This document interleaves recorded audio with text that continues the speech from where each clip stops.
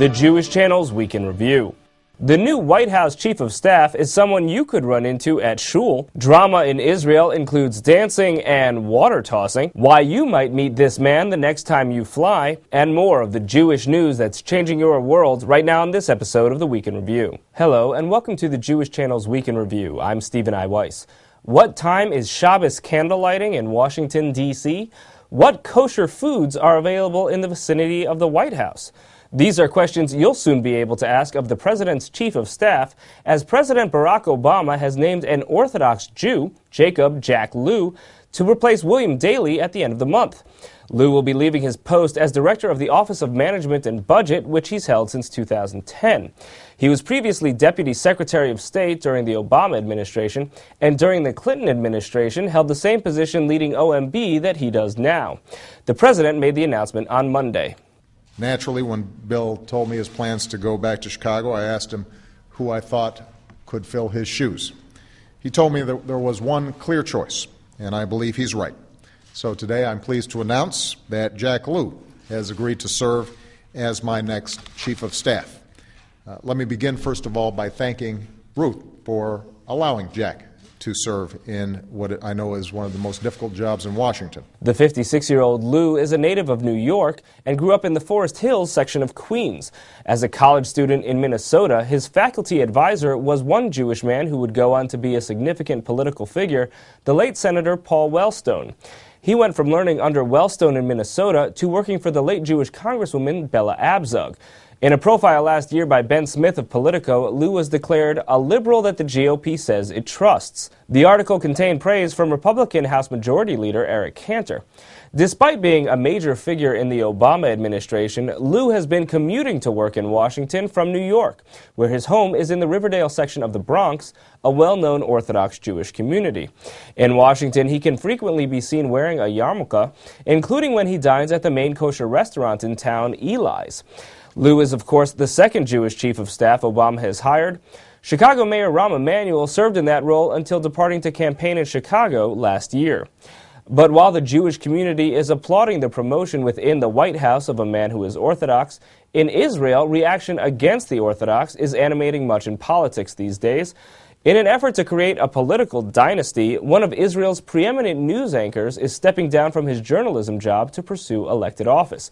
Yair Lapid, who resigned this week from Israel's Channel 2 newscast, most recently became known to TJC viewers for his lead-in to the storied Channel 2 broadcast about a young girl afraid to go to school because of harassment in an ultra-Orthodox neighborhood. Lapid has strong roots in fighting against the Orthodox. His father, Yossi Tommy Lapid, led the secular Shinui party for many years.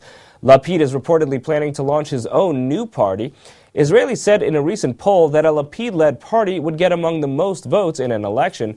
That would most likely result in the status quo for Israeli government, however, as the party that would get the most votes in that poll was still Israeli Prime Minister Benjamin Netanyahu's Likud party, and Lapid's party's votes would mostly come from the opposition party, Kadima, losing the votes it had in the 2009 elections. Another prominent Israeli throwing his hat in the ring is Noam Shalit, father of Gilad Shalit, the kidnapped Israeli soldier recently released in a prisoner swap with Hamas. Shalit said he expects to run for a seat with the Labor Party. One man who won't be running for office anytime soon is former Israeli Prime Minister Ehud Olmert, who has now been indicted for his alleged role in a real estate bribery scandal. Olmert resigned as Prime Minister in 2008 amid a cloud of suspicion regarding criminal investigations into his activities. He is accused of taking bribes worth a total of around $470,000, while his relatives and associates are accused of taking hundreds of thousands of dollars more. In all, 18 Israelis were indicted in the scandal on January 4th. But even for those holding office in Israel, it's a contentious time. So contentious that one right-wing member of Knesset doused an Arab colleague in water during an argument. The water tossing came after an argument seen here when the water tosser, Anastasia Michaeli of the far-right Israel Beitenu party, tried to shout over Arab members who were protesting her having criticized an Arab school principal who took his students to a human rights march protesting Israeli policies.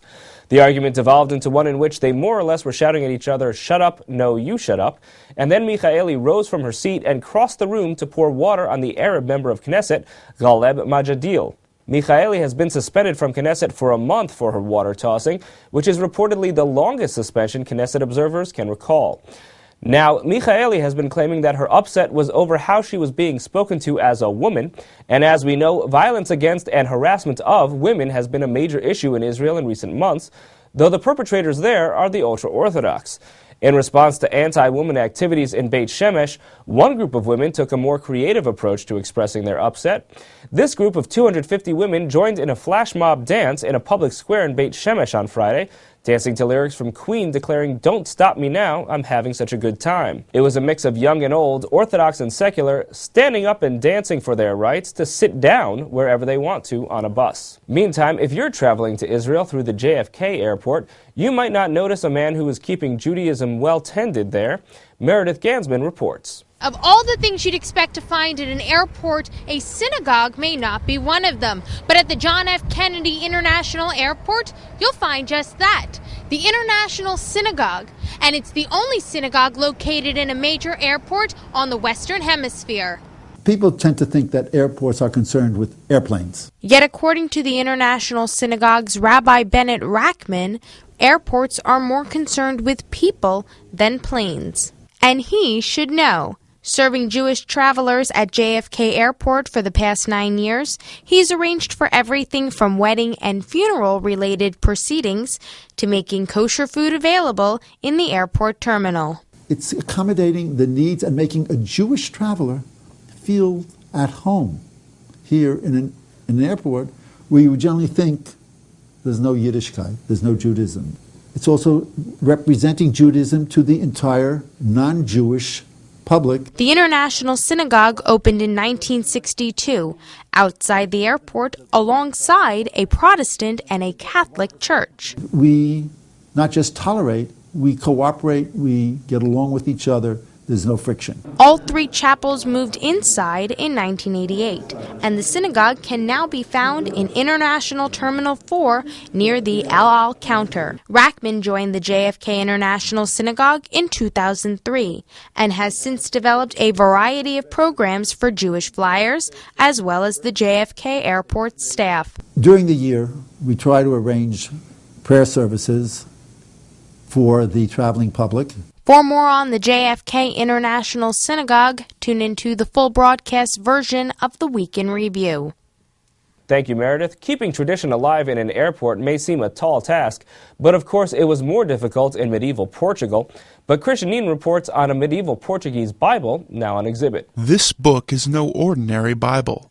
It's an artistic glimpse into the culture of medieval Spain by way of Jewish scripture. Since the 1880s, the Cervera Bible has been housed in the National Library of Portugal in Lisbon, but it's currently at the tail end of an 8-week loan to the Metropolitan Museum of Art, giving New Yorkers a glimpse at one of the finest surviving Jewish manuscripts of the Middle Ages, with illustrations of now familiar icons like the menorah. It's an image of the vision of Zechariah when he talks about a candlestick that is fed directly by the olive trees, and so you can. It's a marvelous thing to see the olive branches with just spilling over on either side of the menorah, spilling out right directly into the little the cups of the candelabra. It is a book.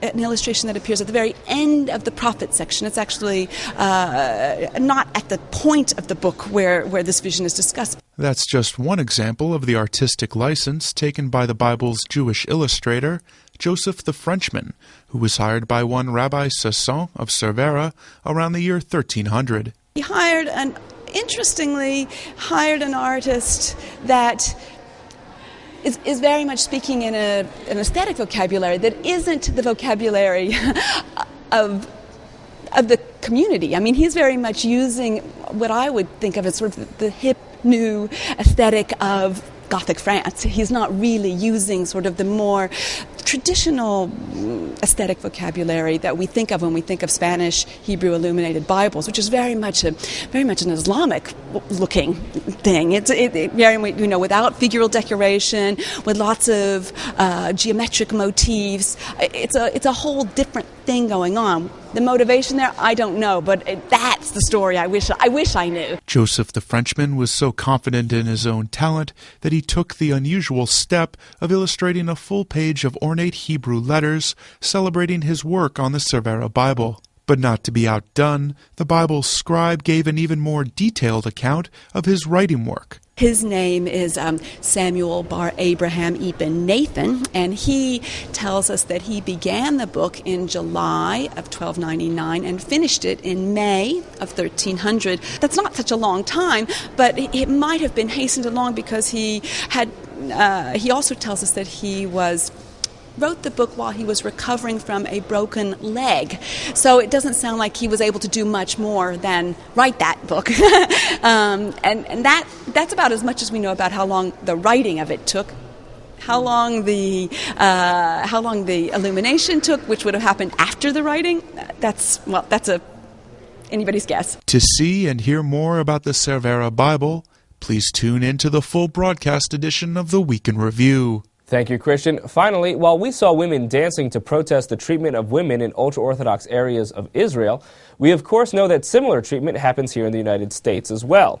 But one form of protest you probably didn't think of was doing your laundry. Bottles of Downy fabric softener are the latest image of women to be defaced, as you can see in this image from a supermarket serving the ultra-Orthodox in Muncie, New York.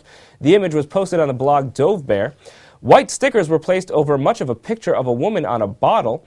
Interestingly, her bare ankles and feet were left unobscured, this in a shopping area carrying a sign that says, "Sleeveless clothing, shorts, and bare feet are strictly prohibited." That's all for this week. From all of us here at the Jewish Channel, be well. The Jewish Channel is available on cable. Time Warner Cable Channel 528, IO Optimum Channel 291, RCN Channel 268, Bright House Channel 330, Verizon Fios Channel 900, Cox Channel 1, Frontier Communications, and now on Comcast Cable in the on-demand menu under Premium Channels.